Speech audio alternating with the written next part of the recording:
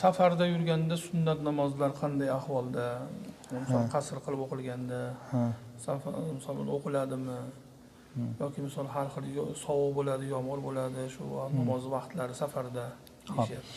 Safarda sunnat masalasiga keladigan bo'lsak, to mazhabsiz kishilar chiqib safarda sunnat o'qimaslik sunnat deb aytmagunicha hamma sunnatni o'qish kerak degan. Bular chiqqandan keyin safarda sunnat o'qimaslik sunnat degan gapni ko'tardi. Avvalgi ulamolar, salaflar nima degan? Mujtahidlarning davrida nima degan? Bular bilgan hadisni ular bilmas. Ular aytadilar, holati qarorda sunnatni o'qiydi, holati firorda o'qimaydi. Holati qarorda o'qiydi, holati firorda o'qimaydi. Firordan murod qochish holati.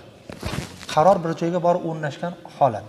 Masalan, bir odam Qo'qondan chiqib turib Toshkentga borib bir joyiga, bir manzilga, mehmonxonaga tushsa, shu odamning holati qaror bo'ladi, erta o'qiydi. Qo'qondan Toshkentgacha borgungacha bo'lgan holati firor desa bo'ladi. O'shancha yo'l davomida ketayotganda sheriklari masalan bunga hamjins bo'lmasa, tezda farzini o'qib chiqsin, biz ketaylik deydigan bo'lsa, o'qimasa mayli deydi.